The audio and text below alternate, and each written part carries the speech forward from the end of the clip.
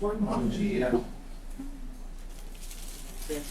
Graça e paz da parte do nosso Senhor e Salvador. Amém. Confesso aos irmãos que agora 25 anos já completando, daqui a 2 meses, 26 anos de ministério, ainda tremo, meu corpo ainda fica tremendo, eu vendo que é frente. Responsabilidade que temos de falar em nome do Senhor. Mas que Deus nos ajude, que Deus nos conceda graça ao ponto de nós podermos transmitir aquilo que é a sua vontade para os irmãos. Amém? Uma coisa, queridos, eu fiquei pensando enquanto nós cantávamos aqui os cânticos, eu fiquei pensando em nós como crentes em Cristo, Igreja do Senhor, que passamos o nosso tempo, a nossa vida com muitas preocupações. Nós viemos aqui domingo após domingo, quarta-feira, nós estamos aqui, oramos, pedimos ao Senhor, colocando coisas que é da nossa necessidade e também do nosso interesse ao Senhor. Parece que a gente já percebe que algo mais importante ou algo futuro que nós devemos estar meditando e preparando as nossas vidas para o amanhã, para a volta do Senhor Jesus Cristo. E dentre essas coisas que nós devemos pensar é sobre a nossa entrada no reino dos céus. A palavra de Deus diz que é por muitas tribulações que convém que entramos no reino dos céus. Isso é uma realidade na palavra de Deus e que hoje nós tentaremos trazer aqui para os irmãos, a partir do texto que nós vamos ler, sobre esta grande aflição que se dará sobre a igreja. Não pense, irmãos, que tudo vai ficar tranquilo e calmo como nós estamos hoje. Há de acontecer grande aflição sobre a igreja do Senhor, sobre toda a terra, sobretudo a igreja. E nisso parece que de momentos na nossa mente isso é esquecido. Nós nos esquecemos disso e vivemos a vida tranquilamente, como se nada fosse acontecer.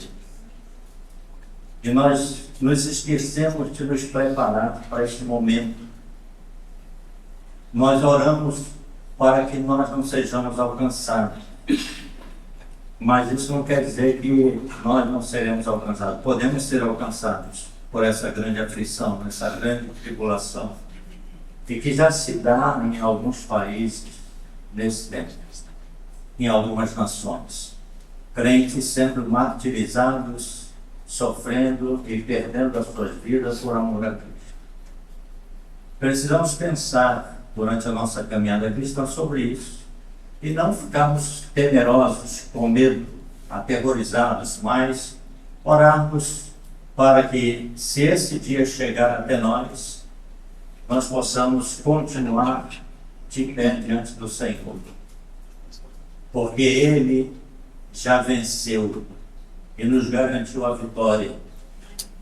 E é um pouco sobre isso que nós falaremos nesta manhã. Eu convido os irmãos a abrirem as suas Bíblias em Daniel capítulo 7. Daniel capítulo 7.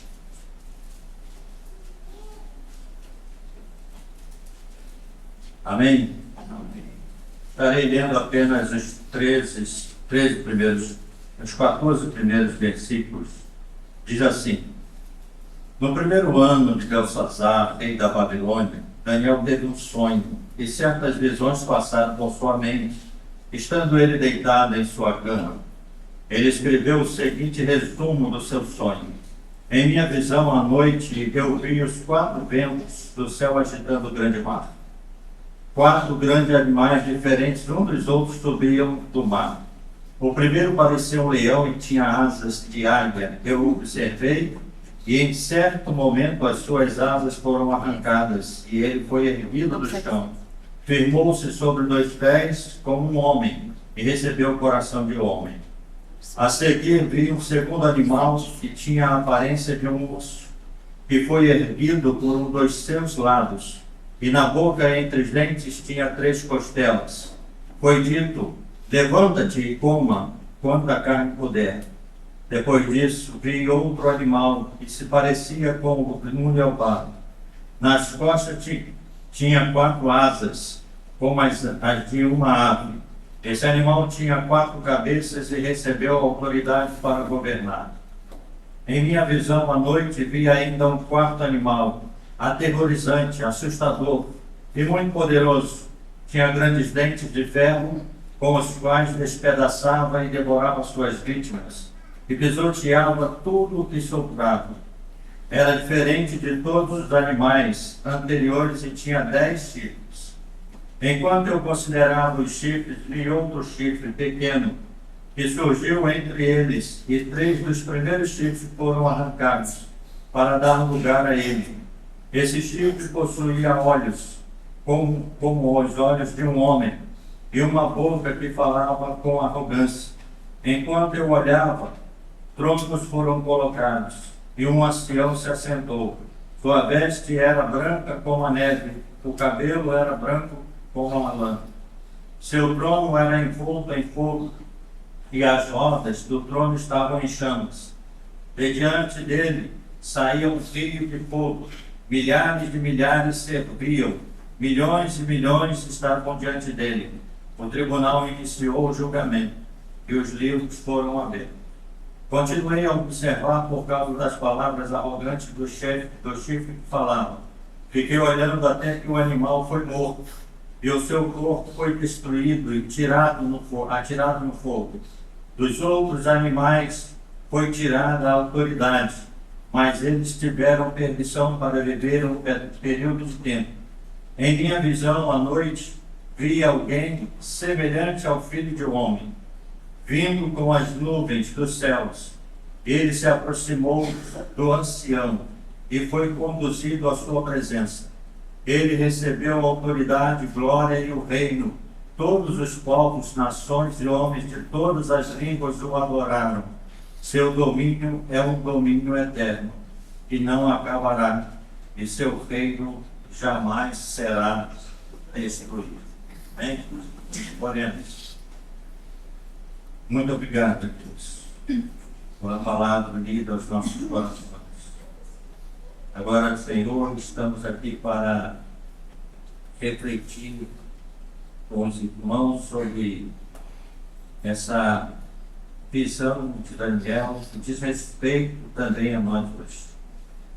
Que o Senhor conceda graça e misericórdia.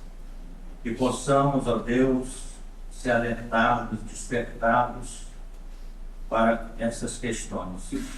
Não aterrorizados, temerosos, amedrontados, mas confiantes naquele que já venceu todas as coisas.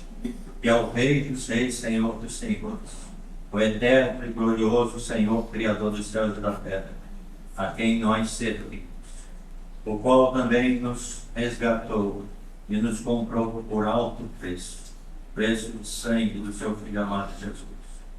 E nós te glorificamos, te exaltamos e te agradecemos por tão grande garantia de fidelidade e amor para nós. E assim nosso coração fica confortado de saber que, apesar de passar por tribulações, se é que vamos ver isso ainda nesta terra, nós temos a certeza de que mesmo assim estamos seguros em tuas mãos. E é nessa confiança, Senhor, que nós louvamos ao teu nome e pedimos: fala conosco nesta manhã mais uma vez, em nome de Jesus. Amém. Queridos, o tema da mensagem que eu coloquei é: venha o teu reino, ó Senhor Jesus. O profeta Daniel, ele vai falar de visões de 4 impérios poderosos que se deram, aconteceram, existiram na terra no passado, antes de Cristo, e que esses impérios eles deixaram influências e que vão repercutir ainda em muito em nossos dias. O capítulo de 1 a 6 do profeta Daniel é um capítulo histórico, fala da história ali do cativeiro babilônico, da vida de Daniel, de todo aquele povo que foi levado para a Babilônia. Do capítulo 7 ao capítulo 12, nós temos a parte profética ou escatológica, qual Daniel vê o futuro e assim relata em seu livro. Os versos de 1 a 14 do capítulo 7 retratam o sonho de Daniel, e os versos de 15 a 28 do capítulo 7 é a interpretação do sonho. Só nós não lemos, mas falaremos durante a caminhada. Os 4 animais representados aqui, como os 4 impérios do capítulo 7, formam um paralelo com a imagem que Nabucodonosor viu lá no capítulo 2, que foi interpretada por Daniel. Lembram da imagem daquela grande estátua? Então há um paralelo entre o capítulo 7 e o capítulo 2. Na verdade, os 4 impérios do capítulo 7 são os 4 impérios representados na imagem do capítulo 2. De uma forma humana, Daniel descreve o capítulo 2 na imagem, mas de uma perspectiva de Deus, agora o capítulo 7 fala dos 4 impérios poderosos que se levantam a partir disso. Nesta visão, Daniel aprendeu a respeito de 6 diferentes reinos, ou seja, dos quais 4 são reinos desse mundo. Um reino de Satanás, um é o reino de Satanás, e o último o reino do Messias. Então, 6 reinos, 4 deste mundo, um do anticristo de Satanás e outro, o último, o reino do Senhor, ou do Messias.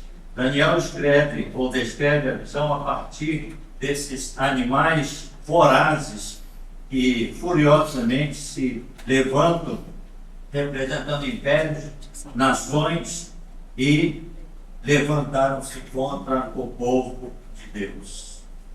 Mas nós vamos ver ainda aqui o que significa esses 4 animais, ou esses 4 animais. Do verso 1 ao verso 7, nós lemos aí que Daniel começa a descrever esses animais, falando cada um como era.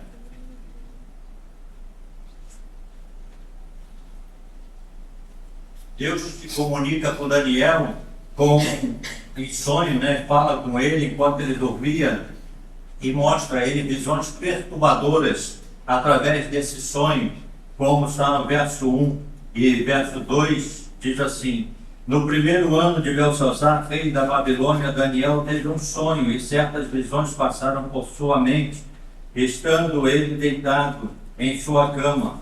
Ele escreveu o seguinte resumo do seu sonho: em minha visão, à noite eu vi os 4 ventos do céu agitando o grande mar. 4 animais diferentes uns dos outros subiam do mar. No verso 12 ele diz assim: dos outros animais foi retirada a autoridade, mas eles tiveram permissão para vir. Melhor, verso 15, queridos, perdão.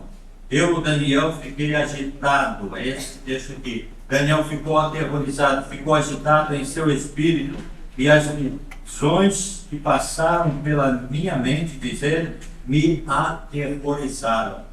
Daniel fica aterrorizado pelo que Deus mostra a ele em visões naquele sonho.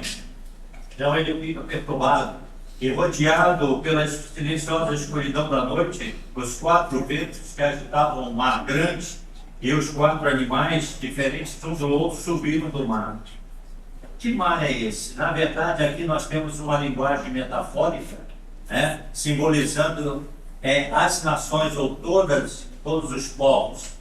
Então, esse grande mar é uma linguagem apenas para simbolizar as nações do mundo, os povos, todos os povos do mundo, e não mesmo o grande mar. No contexto geográfico, nós poderíamos entender que é o mar Mediterrâneo, mas no contexto metafórico, simbólico, é as nações, ou todas as nações do mundo.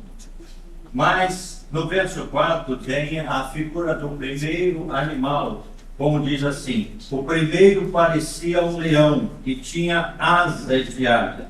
Eu observei e em certo momento, as suas asas foram arrancadas e ele foi erguido do chão e firmou-se sobre 2 pés como um homem e recebeu o coração de homem.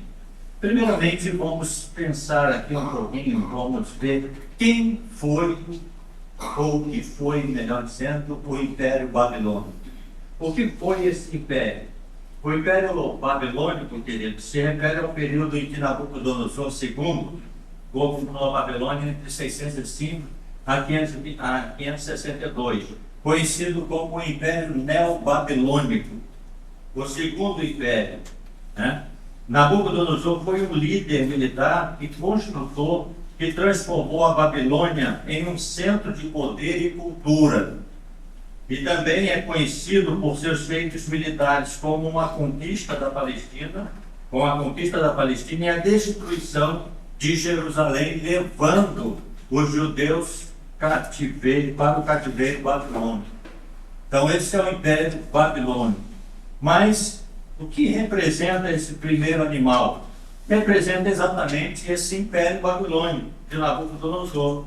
As figuras do leão e da águia representam a grandeza da Babilônia.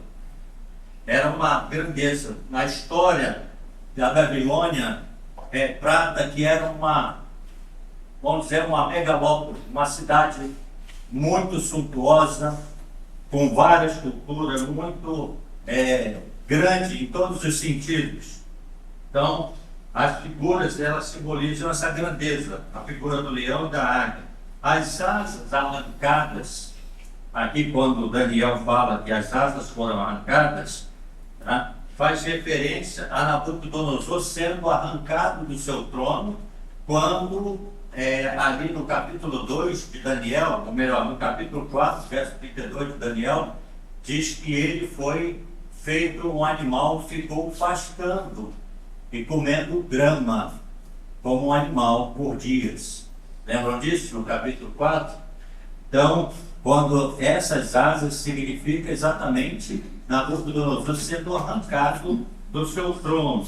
Quando o texto fala também de que ele recebeu a mente de um homem, ou o coração de um homem, e se colocou diante dos seus pés, sobre os seus pés, faz referência à sua lucidez. Ou seja, ele saiu daquele momento animalesco e volta para a sua consciência, e também faz referência à sua conversão. O texto deixa ali que ele se converteu. Então, essa lucidez que ele teve da parte do Senhor, está lá também no capítulo 4, verso 32, verso 36 e 37. Esse é o primeiro animal, representando assim a Babilônia. Mas temos ainda outros animais. O segundo animal, que diz o verso de número 5. A seguir vi um segundo animal que tinha a aparência de um urso. Ele foi erguido por um dos seus lados, e na boca, entre os dentes, tinha 3 costelas. Foi-lhe dito: levanta-te e coma quanta carne puder. O que foi o império, esse império representado pelo Império Medo-Persa? O que é o Império Medo-Persa? Também reconhecido como o Império Aquemênida, ou melhor, Aquemênida. Império Aquemênida. Este império foi formado pela unificação de 2 impérios, o Reino Medo e o Império Persa. Foram unidos. Na verdade, os persas conquistaram os medos, se uniram aí, fizeram essa coligação, se tornando um só império, um grande império. Esse império foi liderado por Ciro o Grande, conquistando os medos em 550. O que eu acabei de falar, os persas conquistaram os medos em 550 e se uniram, acabaram sendo um grande império chamado de Império Medo-Persa. Então o império alcançou seu auge quando Ciro o Grande e seus sucessores, tornando-se um dos maiores impérios da história. Esse é representado pelo Império Medo-Persa, um grande império também que assolou o povo de Deus no passado. Claro que nós não podemos perder de vista ou na nossa mente que tudo estava no controle de Deus. Deus é que dava e dá poder aos impérios. É Ele que coloca e Ele que tira reinos. Nós falamos isso aqui e ouvimos isso aqui muitas vezes. Então esse é o Império Medo-Persa, representado pelo urso. Agora, o que simbolizava? Claro, já disse aqui, o Império Medo-Persa, um império formado por essa coligação de dois impérios, dois povos que se uniram, formando esse grande império. E é interessante que o texto diz que ele se levantou de um lado. Faz referência exatamente a essa conquista dos persas sobre os medos. Ele se levantou e conquistou essa nação, e se tornando esse grande império. E as três costelas também na boca do urso são outros três impérios que foram conquistados pelos medos persas. O Império de Lídia, Egito e da Babilônia, que foram também conquistados. Isso de uma sucessão. Vejam que vem o Império Babilônico, depois vem o Império Persa, e assim sucessivamente nós vamos vendo outros impérios. Mas ainda temos mais dois impérios. O terceiro, que está no verso 6, diz assim: depois disso vi um outro animal que se parecia com um leopardo. Nas costas tinha 4 asas, como as de uma ave. Esse animal tinha 4 cabeças e recebeu autoridade para governar. Vendo um pouco, entendendo que era um império que, representado pelo leopardo, é um império grego, também conhecido como Império Macedônico. Foi um reino poderoso liderado por Alexandre o Grande. E é interessante conhecer a história de Alexandre, um dos maiores conquistadores desta época. E Alexandre, com poucos anos de idade, ele conquistou um grande império, tomando quase todas as nações da época, quase todo mundo conhecido da época. Ele se expandiu a partir da Macedônia, região do norte da Grécia, e assim por diante. Este império se destacou pela sua expansão e pela influência da cultura grega em vastas áreas do mundo religioso, resultando no Império Helenístico, Império Greco-Romano, Império Macedônico, que nós vamos ver. E esse leopardo representava ou simbolizava esse império grego. O leopardo com as asas simboliza o quê sobre esse império? Simboliza agilidade de movimentos e velocidade. Ele era rápido na conquista, Alexandre o Grande. Ele foi voraz, foi terrível e, ao mesmo tempo, grande conquistador de nações da época. Representa o Império Grego Macedônico de Alexandre o Grande, que em 334 empreendeu surpreendente conquista e em mais ou menos em 10 anos, se tornou um grande soberano de um vasto império da época. Com a morte súbita de Alexandre o Grande, em 323 a.C., aconteceu que na Babilônia, ele morreu na Babilônia, no seu reino, foi dividido por 4 outros governadores ou governantes, 4 outros imperadores, 4 generais que eram do exército de Alexandre. E esses generais dominaram o reino de Alexandre depois da sua morte. Quem foram esses generais? Cassandro, Ptolomeu, Lisímaco e Seleuco, os 4 imperadores que tomaram as rédeas do Império de Alexandre. Se dividiu em 4. Então, apenas estamos aqui vendo uma síntese bem pequena dele sobre esses reinos.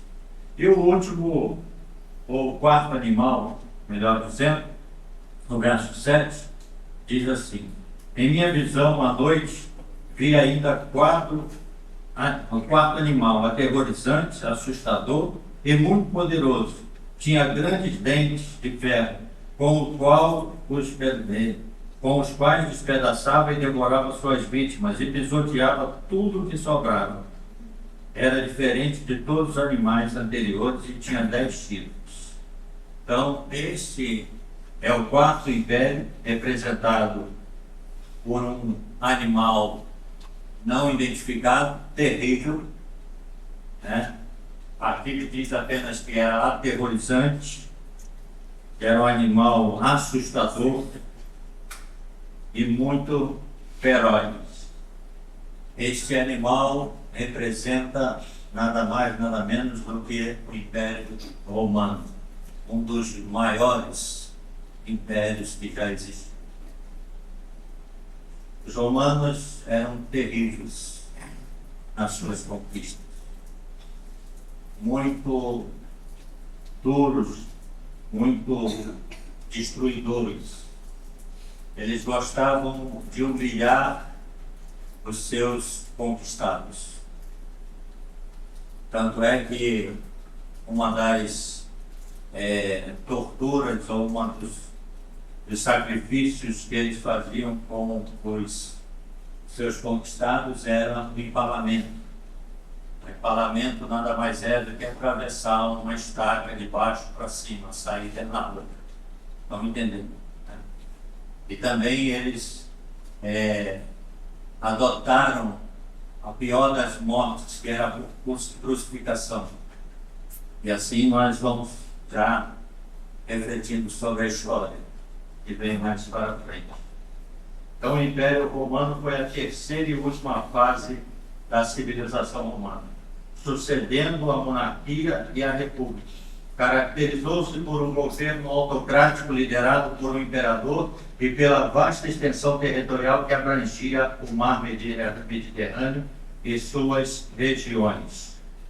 Esse império, que se iniciou em 27 a.C. com Otávio Augusto, durou 476, ou melhor, foi até 476 depois de Cristo, no Ocidente, e até 1453 no Oriente, ou no Império Bizantino. A história nos conta sobre essa conquista do Império Romano e essa duração dele, um dos impérios que mais duraram na face da Terra. O que representava esse quarto animal era esse Império Romano. Esse animal terrível, espantoso, que não é identificado, muito forte, simbolizava esse império. O quarto animal é dotado de poder, força, capaz de destruir, e com grandes dentes de ferro devorava as pessoas, né? Devoravam os seus conquistados e pisoteava o que sobrava, ou seja, destruía tudo. Era um prazer deles em destruir todos, aniquilar a nação toda que eles conquistavam. Esse animal tem 10 chifres, identificado como 10 reis. Verso 24, nós lemos sobre esses 10 reis, os 10 chifres. Tá? Dizer, os 10 chifres são 10 reis que saíram, ou melhor, sairão deste reino. O Império Romano foi dividido, tá? Já no seu finalzinho ele foi dividido e foram 10 reis que governaram. Na verdade, foi uma espécie de autocracia, ou seja, o governo pode ser de uma pessoa que não aceita ninguém sobre ele, ou de um grupo que decide todas as coisas por si mesmo, por si só. Eles seriam muitos. Então, esses 10 grupos ou 10 reis do Império Romano, eles estavam dominando. Eles decidiam todas as coisas. Os romanos lograram muitas vitórias sobre algumas cidades, como Cartago, Espanha, a cidade de Corinto, que temos na Bíblia, a Palestina e também no Egito. Essas conquistas foram tantas que antes do nascimento de Jesus Cristo, o Império Romano já havia tomado quase todo o mundo conhecido da época. Nós olharmos no mapa, ele pega ali toda a região da Europa, né, e da Ásia, enfim. Quase todo o mundo conhecido da época foi dominado pelo Império Romano. Muito mais do que Alexandre o Grande. Um império terrível. Um dos maiores impérios foi esse. Então, eles tiveram uma glória no esplendor de aproximadamente 20 séculos. Ou seja, 2 séculos. Perdão. 2 séculos apenas. 200 anos de glória. É muita coisa. Né? Então, em 476, os bárbaros invadem a cidade e põem fim ao Império Romano, acabando com o Império Romano no Ocidente. Os bárbaros. Então, esse foi o relato dos 4 impérios representados por esses 4 animais aqui no sonho de Daniel. Mas este 4º império, ou esse animal terrível, que é representado pelo Daniel, que é representado pelo Império Romano, ele deixou uma sequência, deixou uma influência muito grande, que vem de todos esses reinos, mas, sobretudo, vem com uma essência maligna, e ela parte exatamente desse 4º reino, que é o reino do Anticristo. Vem nessa sucessão, chega no Império Romano, o Império Romano é abatido, mas a essência maligna, a atuação do Anticristo vem através e continua.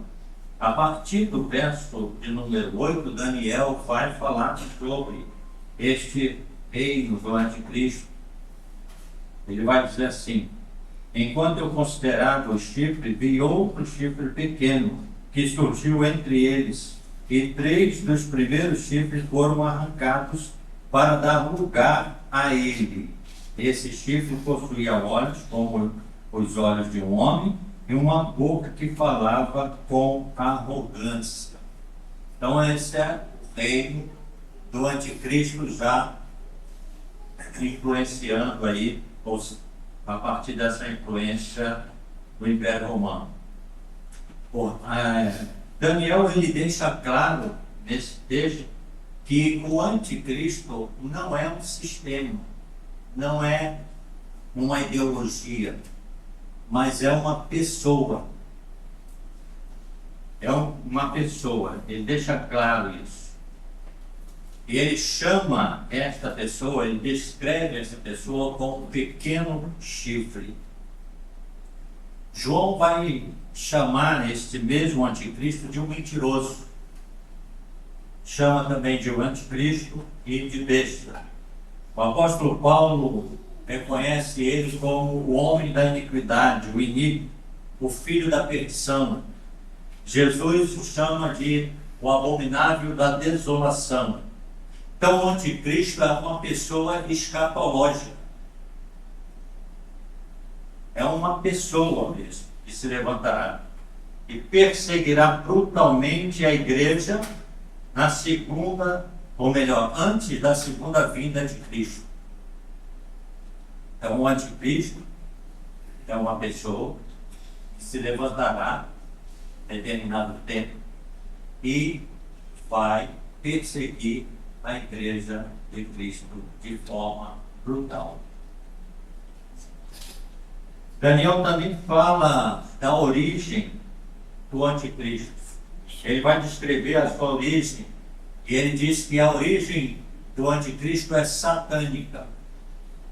Ela vem de Satanás, que vai por trás dominar esse homem e conduzi-lo para estabelecimento do reino, se fosse possível, é claro. Ele recebe todo o poder e autoridade e recebe o trono de Satanás.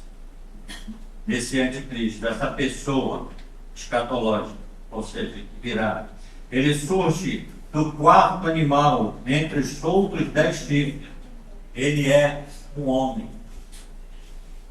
Existem muitas especulações sobre isso. Muitos reformadores no passado vão se referir ao papado como anticristo, enfim.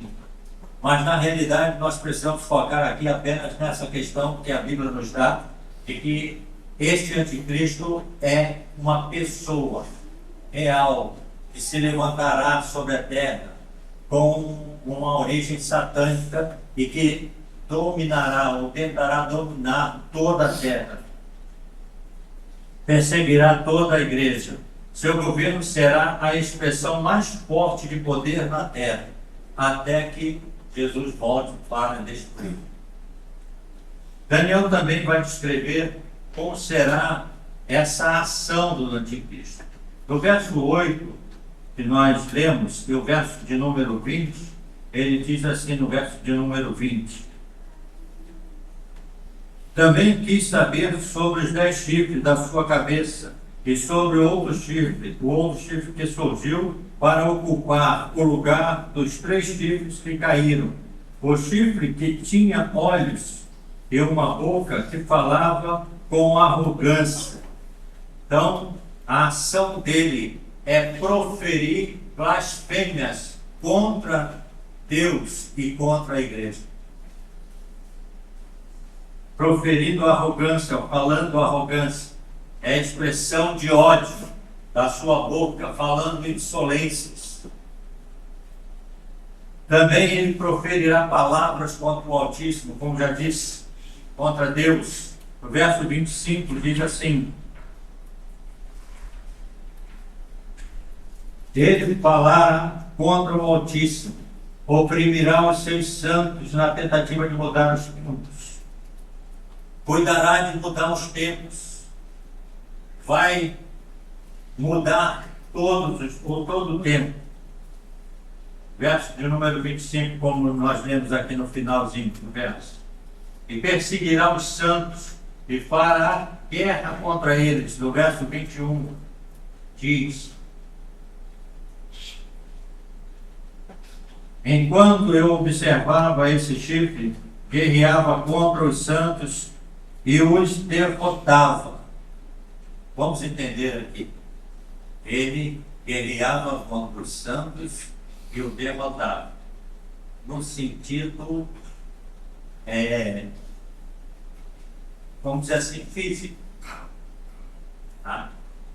É claro que o anticristo, ele já tem ceifado muitas vidas, como já falamos aqui, em alguns países já existe a perseguição contra cristãos e morte.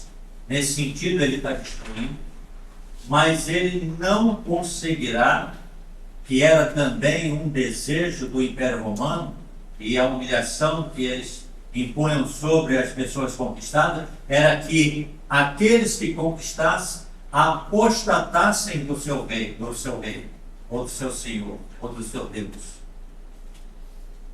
E o anticristo, a intenção dele em destruir, ou atacar, ou matar crentes, é a intenção também de que esses crentes possam apostatar. Mas que maravilha saber que aqueles que foram selados pelo sangue de Cristo não se perderam, nunca apostatarão da sua fé. Poderão morrer sim, como muitos estão morrendo, mas não apostatarão, porque é Deus que os sustenta, que nos sustentará. Perseguirá os santos para a guerra contra eles. Magoará os santos. Verso 25, o finalzinho diz: os santos serão entregues nas mãos dele por um tempo, e por tempo e meio tempo. Ele magoará, ele esmagará os santos. Ou seja, será um momento de grande tribulação, de grande sofrimento, de grande terror para os filhos de Deus, para a igreja do Senhor.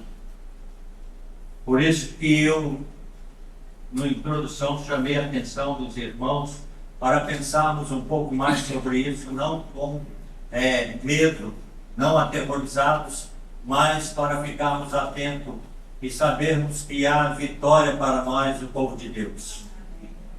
Daniel fala também dessa derrota, da derrota do anticristo.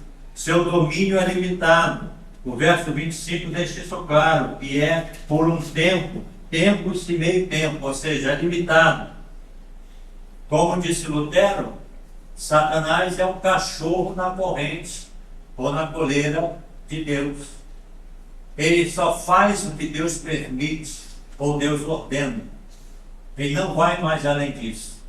Talvez você queira perguntar, mas Deus deixa ele se voltar contra o seu povo? Deixa. Por algumas razões, que nós não vamos aqui elencar, mas ele deixa. Como nós vemos no passado, a história do povo de Deus, todas as vezes que o povo errava, Deus enviava nações contra o povo e escravizava o povo, matava um bocado do povo e levava esse povo para o cativeiro. E eles sofreram. E é assim que Daniel está. Daniel aqui está com aproximadamente 80 anos ou mais, e ele está relatando toda essa questão, e ele estava vivendo isso no cativeiro babilônico. E ele agora recebe essa visão de Deus, tá? Mais à frente, o povo é libertado, o cativeiro babilônico também, ele é limitado, tem um tempo, Deus determinou um tempo, e o povo foi libertado.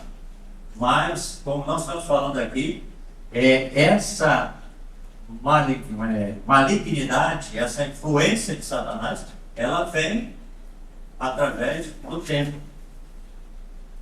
Então ele vai ser derrotado. Ele pode ir até onde Cristo deseja que ele vá, ou deixe ele ir.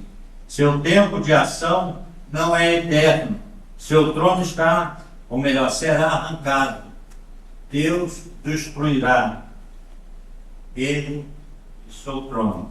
Entenda também como destruir, não como uma aniquilação, mas lançá-lo no lago de fogo e enxofre por toda a eternidade. Até porque, penso eu, que destruir Satanás seria louco para ele. Mas lançá-lo no lago de fogo para ser atordoado, ser castigado e viver ali por toda a eternidade, sim, é o pagamento que ele merece.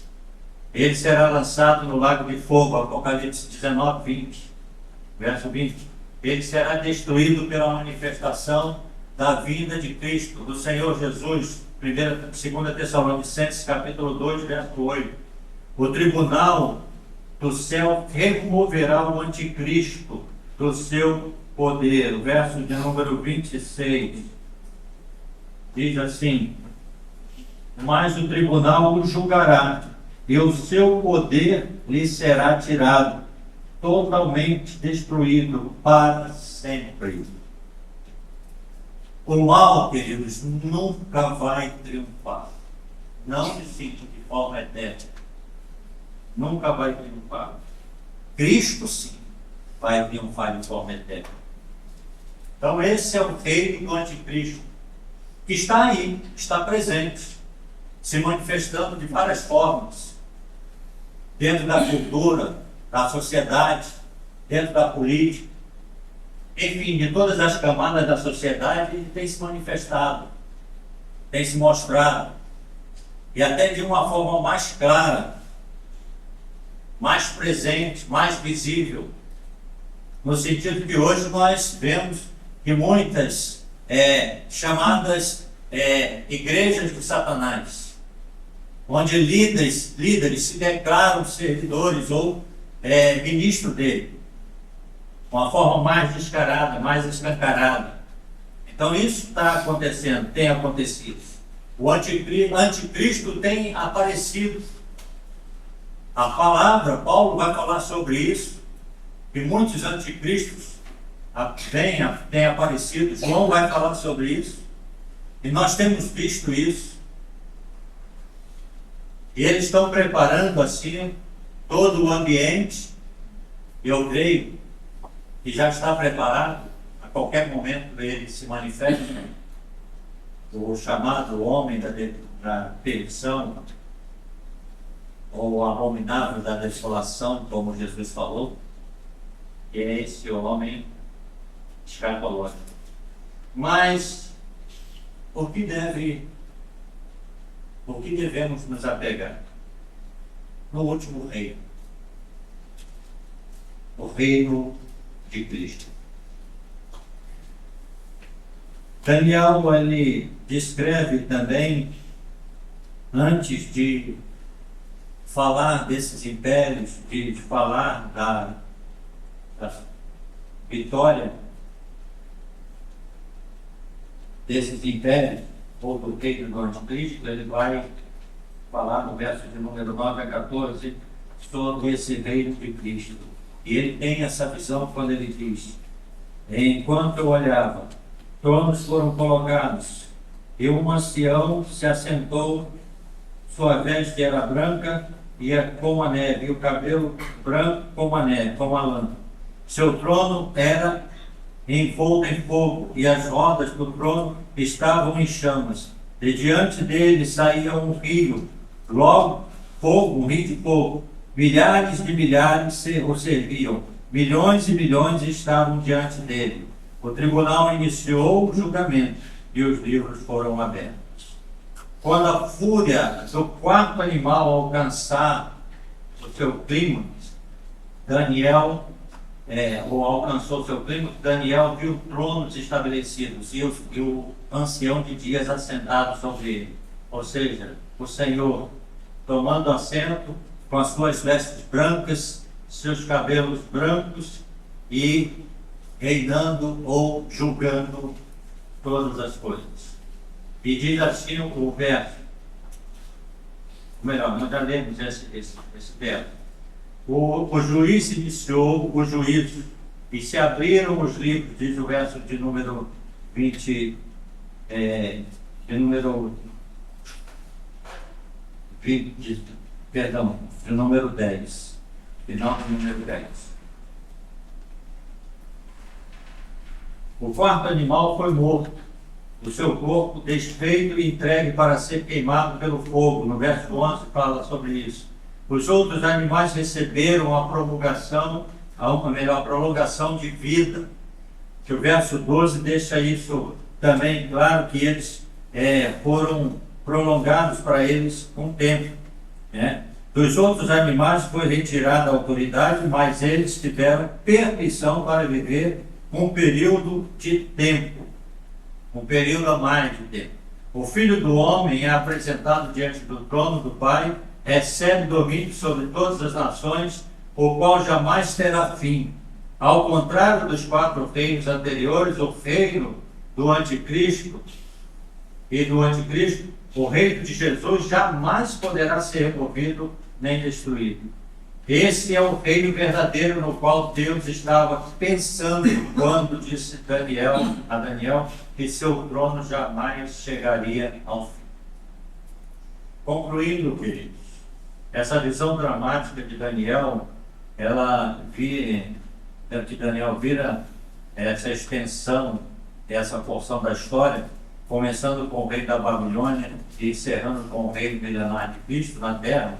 Para Daniel, o seu povo no exílio, deve ter sido uma coisa apavorante, mas também algo de grande consolo quando eles tiveram a visão, ou Daniel teve a visão trono e o ancião de dias sentado sobre ele, julgando a terra.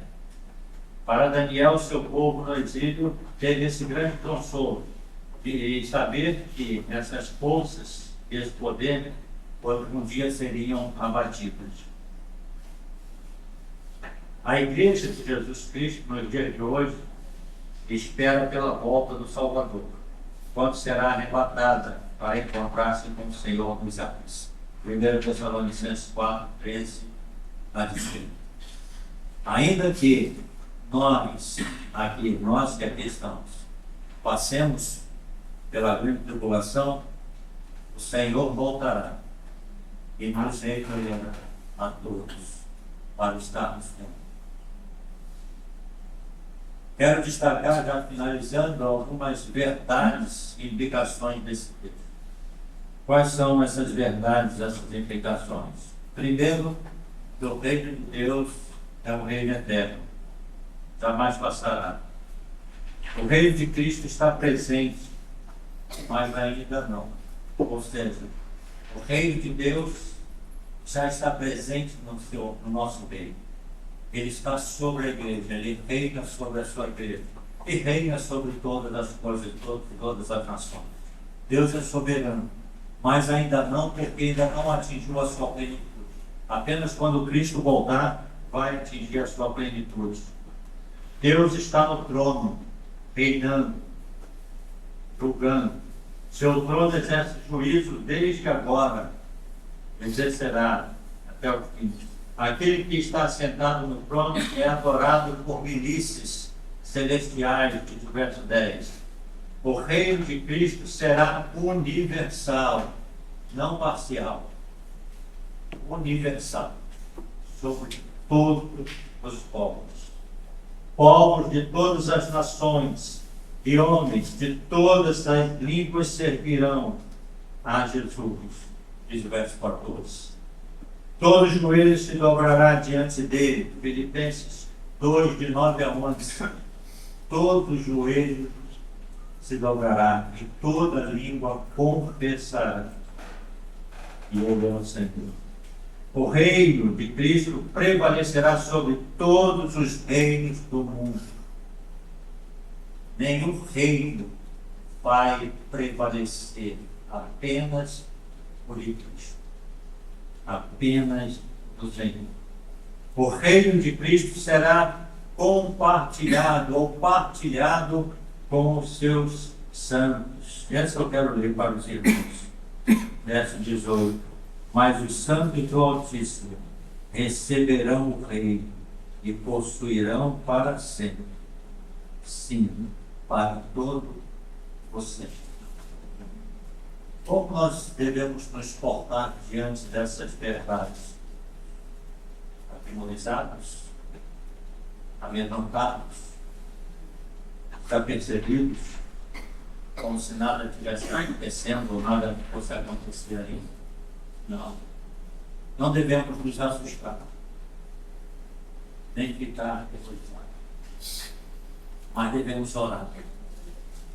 Orar para que o reino de Deus venha mais rápido possível, se estabeleça de forma definitiva. Precisamos, para tanto, pregar a palavra, testemunhar de Jesus. E aí eu quero chamar no bom sentido a atenção dos irmãos. Você tem testemunhado onde você tem convivido, na escola, na faculdade, no trabalho, na comunidade. Você tem testemunhado desse reino que se estabelecerá para toda a eternidade, ou por toda a eternidade. Você tem feito isso? Você tem vivido a sua vida cristã na expectativa da vinda desse reino, de receber ou ser recebido por esse reino? Ou você tem apenas frequentado a igreja? Como você tem aqui? Há consolo para você quando você, apesar de todas essas aflições que possam vir, você terá a garantia que o reino dos céus, o reino de Deus, vai prevalecer sobre a sua vida. Pense nisso. Pensa nisso. Não vive com a vida cristã de qualquer maneira, mas vive aguardando esse reino, aguardando esse Deus maravilhoso, pregando a sua palavra, testemunhando, vindo a igreja, se confraternizando com os irmãos, enfim, tudo aquilo que diz respeito ao Senhor e à sua igreja. Nós possamos viver assim. E que possamos realmente gritar, não com a nossa boca simplesmente, mas com a nossa coração. Maranata, vem, Senhor Jesus. Oi.